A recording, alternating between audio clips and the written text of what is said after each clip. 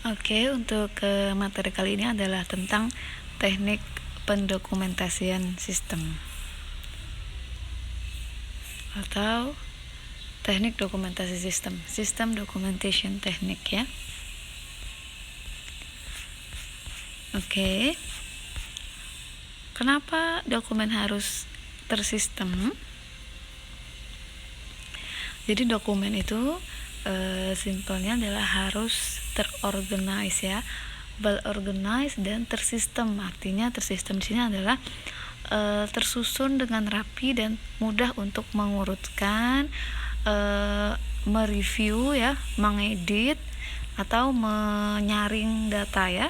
Jadi dokumen ini lebih mudah digunakan oleh pengguna, oleh user.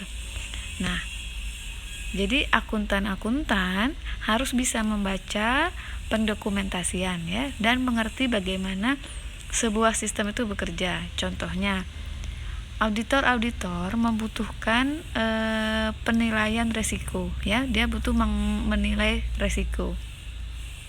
Nah, auditor ini dalam menilai resiko dia harus melihat dokumentasi kan dari perusahaan yang diaudit. Nah, jika dokumentasinya tersistem, tentunya ini akan lebih mudah men-tracing atau melihat track record dokumentasi itu asalnya dari departemen apa, dikeluarkan, disahkan oleh siapa, kemudian aliran dokumennya setelah dikeluarkan dan disahkan dikirim ke departemen apa, kemudian dari departemen apa nanti mengirim kemana lagi. Jadi sistemnya kelihatan dan dia bisa men-tracing apabila sedang diaudit ya. Jadi bisa menilai resiko dari situ ya, pengendalian perusahaannya di internal perusahaannya bagus atau enggak nanti kelihatan ketika diaudit di situ. Nah, selanjutnya ada di Amerika, bahkan ada peraturan perundang-undangan di negara sana namanya Undang-Undang Sarbanes-Oxley Act ya, atau SOX. Ini adalah undang-undang yang mensyaratkan ya. Jadi mereka mewajibkan ya manajemen untuk menilai pengendalian internal dan auditor untuk mengevaluasi penilaian itu. Jadi semua manajemen dari organisasi itu wajib menilai pengendalian internalnya ya, dan auditor wajib mengevaluasi penilaian tersebut. Bahkan ada undang-undang khusus untuk pengendalian internal itu dinilai ya. Jadi sistemnya bagus atau enggak dalam pendokumentasian ya. Itu termasuk dalam pengendalian internal. Betapa pentingnya dokumen itu untuk tersistem gitu. Nah, makanya ada chapter khusus yang membahas teknik-teknik ya. Teknik-teknik pendokumentasian sistem ya, teknik dokumentasi sistem.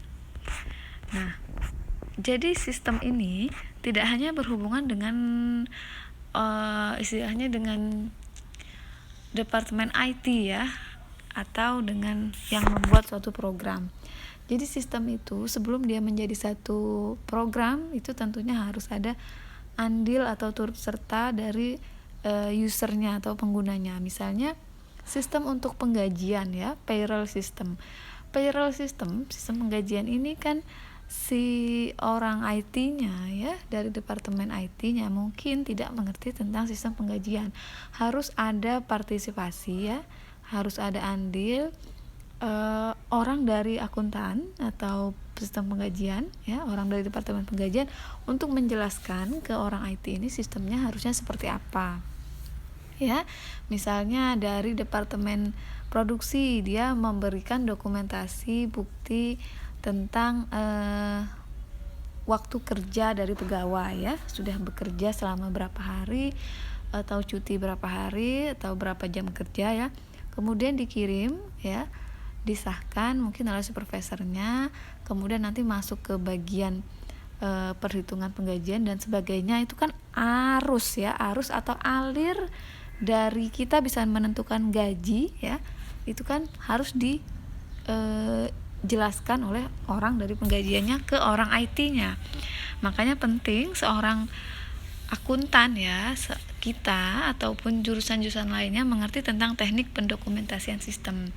Untuk kita bisa berbahasa dengan orang IT, menjelaskan sistem yang kita inginkan, alurnya atau aliran data dokumennya seperti apa, nah, gitu. Makanya bahkan diatur di undang-undang. Kalau di Amerika itu tadi Sarbanes-Oxley Act tadi ya. Oke.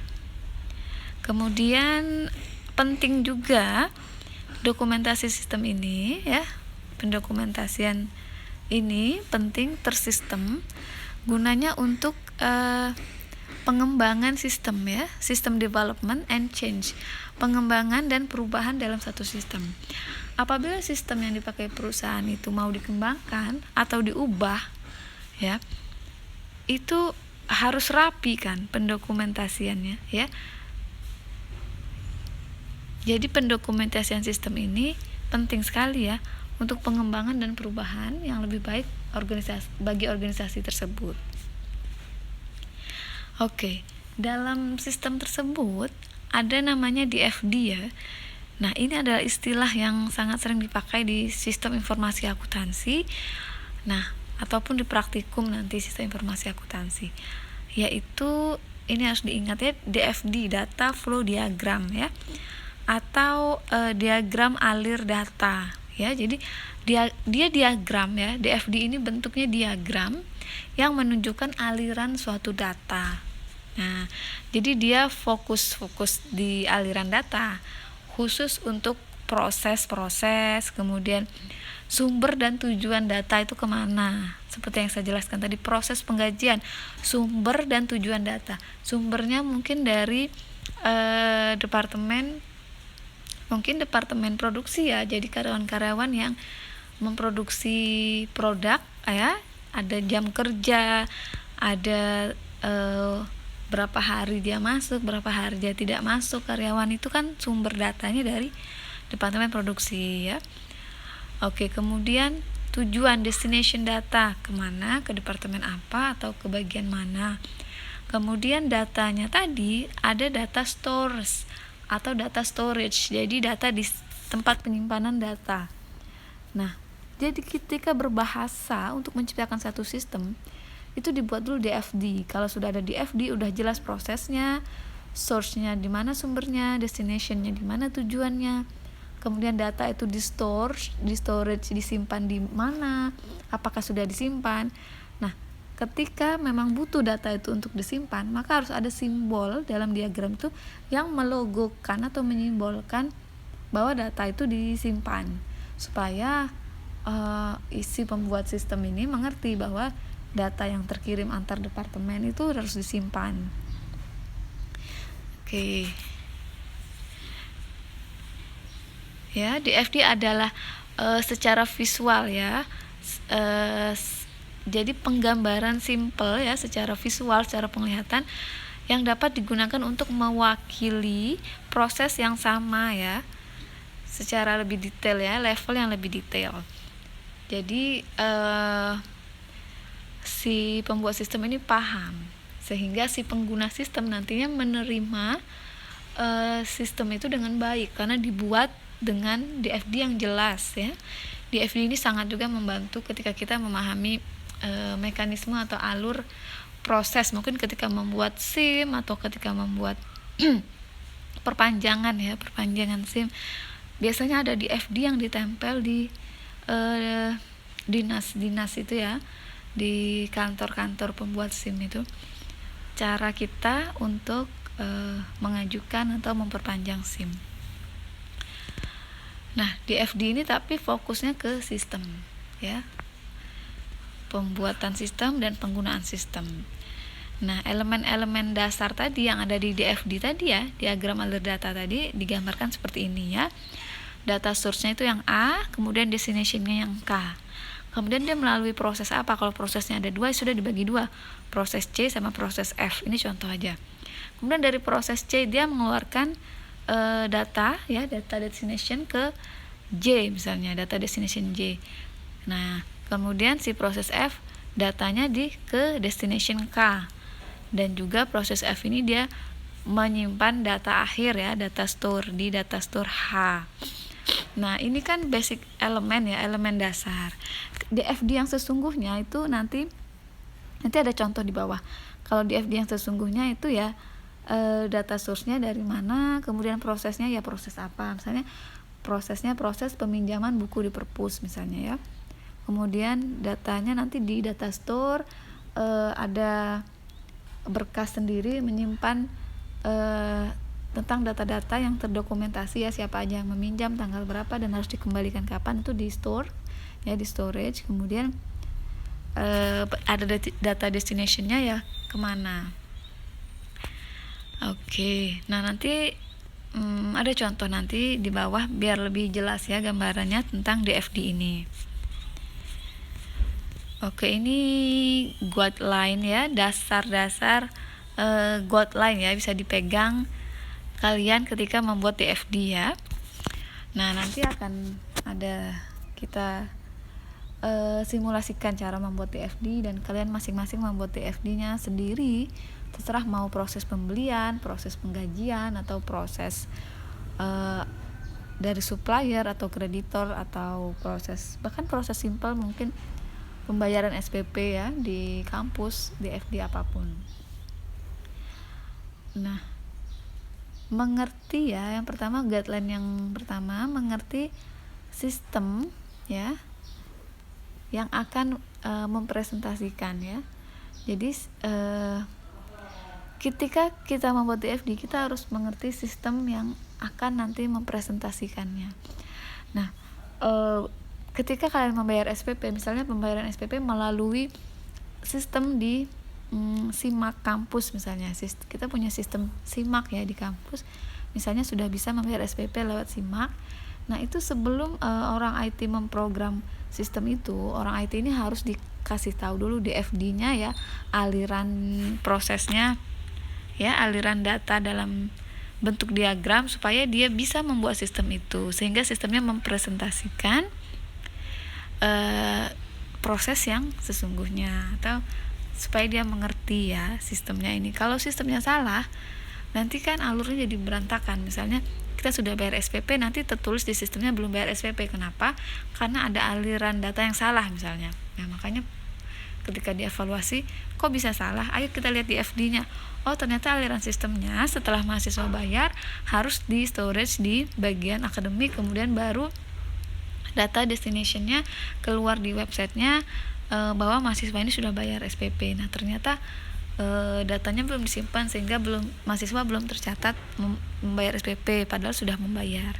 Nah, jadi bisa di cross check ke DFD-nya. Oke.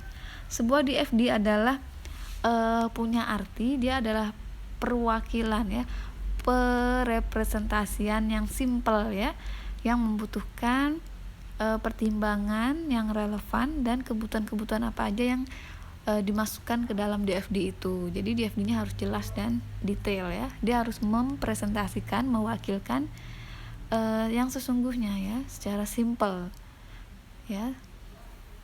Karena memang simbol itu gunanya untuk mempresentasikan dengan cara yang lebih simple. Oke, kemudian mulai dari level yang tinggi ya. Level yang paling tinggi itu ya konteks diagram. Itu untuk menunjukkan bagaimana data flow atau aliran data antara entitas luar dan entitas yang ada di dalam sistem ya. Menggunakan DFD tambahan ya, maksudnya menggunakan DFD yang lebih detail, itu bisa untuk menunjukkan bagaimana aliran data antar sistem yang di dalam tadi ya.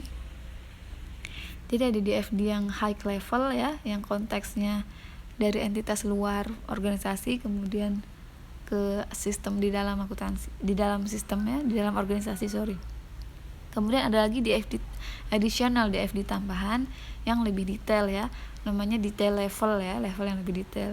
Kalau level high tadi dia lebih umum, mungkin lebih general. Oke, kemudian mengidentifikasi ya, guideline selanjutnya mengidentifikasi ya, dan semua grup dari elemen-elemen dasar DFD kita harus bisa identifikasi ya. Semua elemen-elemen sudah ada dalam DFD, tidak ada yang terlewatkan. Oke, kemudian kita harus menamai elemen datanya dengan deskripsi nama yang jelas ya, menggunakan kata-kata proses. Misalnya kata-kata proses itu seperti mengupdate, mengedit, menyiapkan, kemudian memvalidasi dan sebagainya, itu kan proses ya. Mengupdate, mengedit, menyiapkan, memvalidasi, itu kan proses. Nah, jadi kata-katanya harus mewakili penjabarannya. Jadi orang yang membaca DFD itu juga mengerti. Kemudian memberikan setiap proses itu nomor-nomor bertahap ya, untuk membantu yang membaca navigasinya dari abstrak ke level detail dia paham. Jadi ada nomor ya, ada nomor seperti yang tadi ya, ada nomornya. Mengedit itu ya, mereview itu mengulas, memberi ulasan. Merefine itu menyaring atau memperhalus ya, mendetailkan ya. DFD ke dalam bentuk yang lebih mudah untuk dibaca dan dimengerti ya. Jadi dalam membuat DFD itu harus mempertimbangkan orang yang membacanya ya, orang reader navigate-nya. Dia harus paham, berarti kita harus membuat DFD-nya sesimpel mungkin supaya easy to read and understand ya. Easy to read dan understandable ya, jadi mudah dimengerti. Oke, flowchart ini ya, diagram alir. Nah, mendeskripsikan ya sebuah sistem informasi ya, yang menunjukkan input dan output ya. Ada yang masuk dan ada yang keluar ya. Nah, proses juga begitu, ada data yang masuk, ada data yang keluar ya. Semua proses itu pasti ada input dan output ya.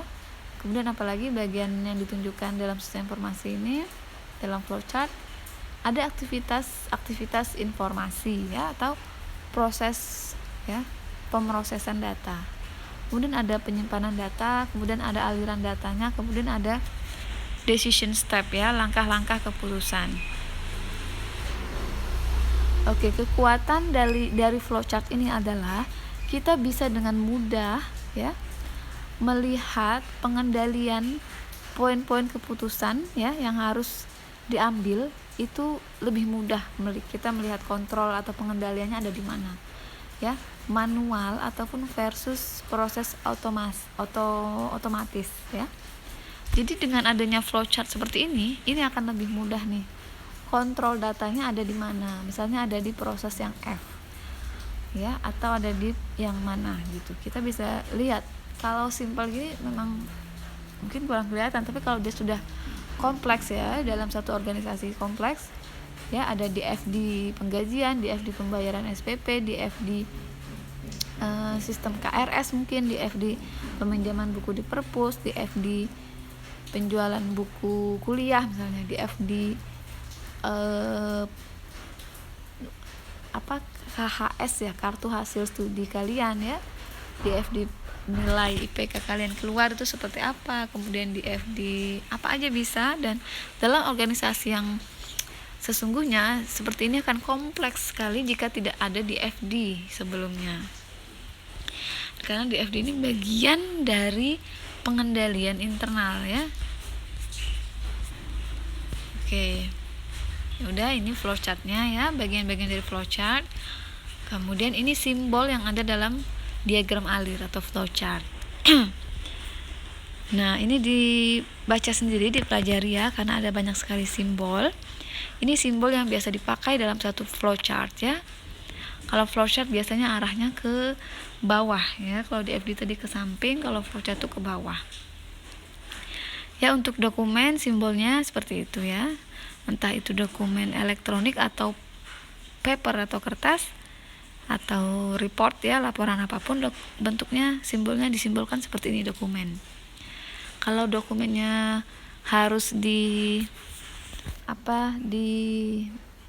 multiple atau dirangkap ya, rangkap 1 ke bagian akademik, rangkap 2 ke bagian dosen pembimbing misalnya, rangkap 3 dipegang oleh mahasiswa. Nah, itu nanti dokumennya dikasih nomor 1, 2, 3. Nomor 1 kemana, nomor 2 kemana, ada panahnya. Nah, alur panahnya, nah lihat yang sebelah kanan itu ada tanda panah, dokumen atau ya pemrosesan, arus pemrosesan. Nah, bisa pakai panah yang ini ya. Nah, itu simbolnya dibaca. Oke. Kemudian tipe-tipe flowchart. Ada flowchart dokumen, ada flowchart sistem, ada flowchart program. Untuk dokumen itu menunjukkan alir atau arus dari dokumen-dokumen dan data dalam untuk sebuah proses ya. Ini berguna untuk mengevaluasi tadi pengendalian internal. Makanya butuh ada flowchart dokumen ya. Harus dokumennya kemana, rangkap berapa, terus kemana aja rangkapnya, ini itu harus jelas. Kemudian sistem ini adalah menggambarkan siklus proses data dalam sebuah proses ya, itu namanya sistem. Siklus proses data ya, simpelnya sistem itu harus ada sistemnya, flowchart sistem. Kemudian flowchart program itu menggambarkan ya urutan ya, sequence, urutan pemikiran logis yang ada dalam proses sistem ya, itu program. Oke, ada tipenya, ada 3 ya. Kemudian ini selanjutnya guideline ya, ketika kita mau menggambar flowchart ya, kita harus mengerti sistem yang akan kita coba untuk presentasikan, atau kita harus mengerti sistem yang sedang kita coba untuk mempresentasikan kejadian atau suatu proses ya. Jadi kita harus mengerti dulu, baru kita bisa menggambar flowchartnya.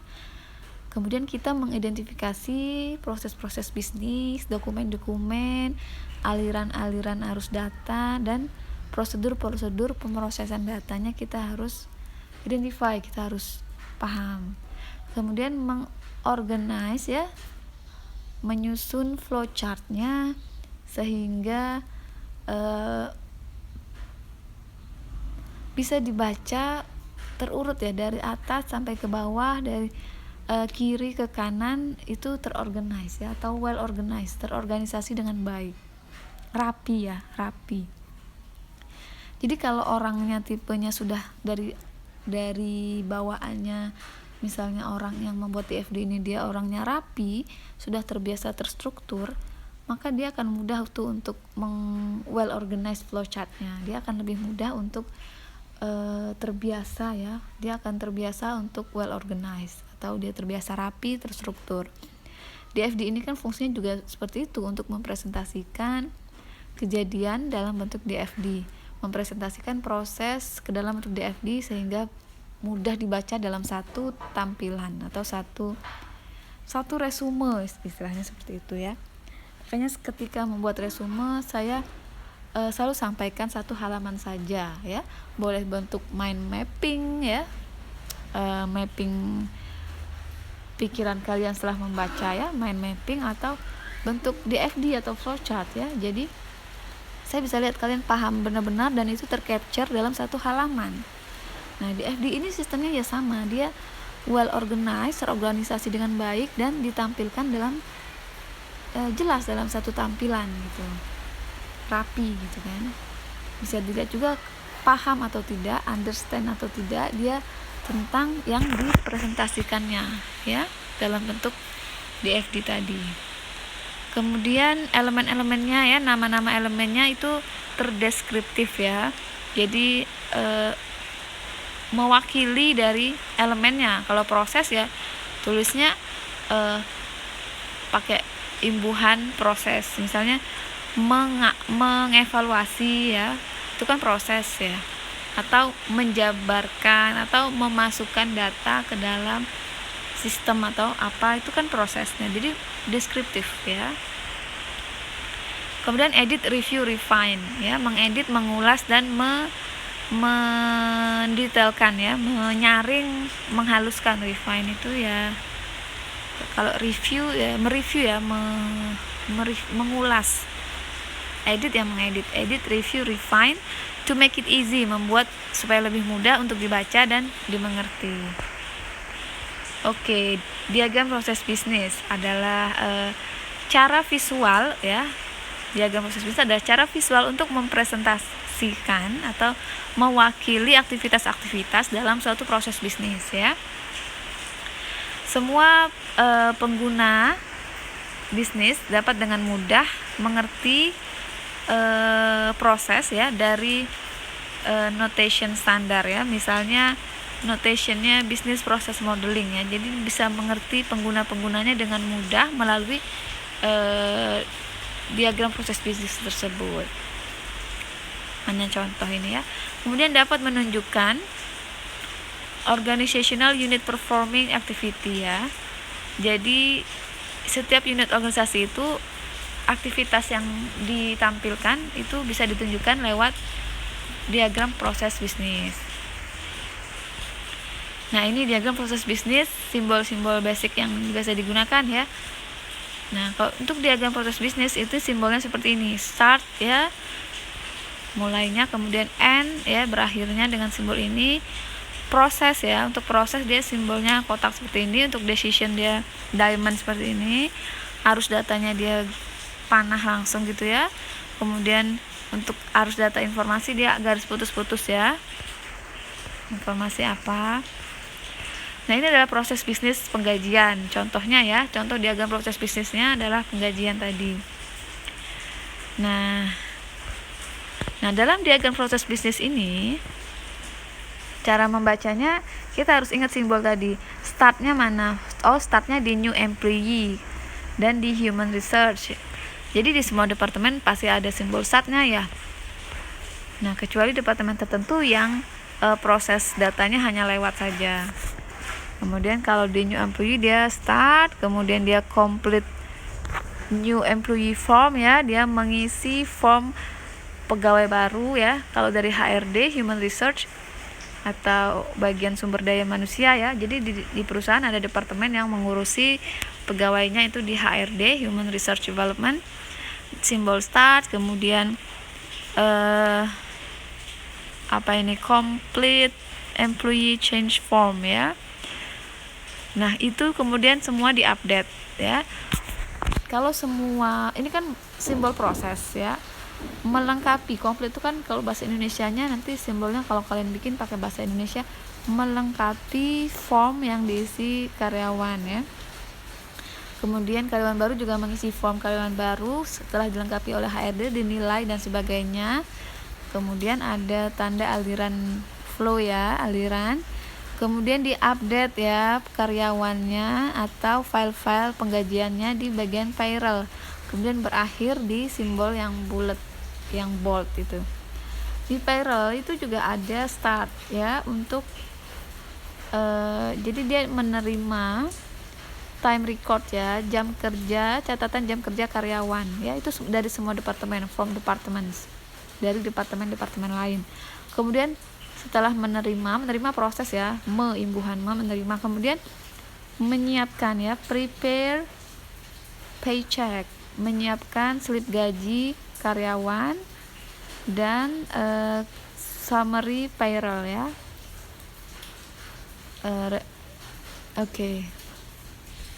Ya, menyiapkan summary ini apa? Resume dari penggajian tadi ya. Semuanya di summary, di recap ya.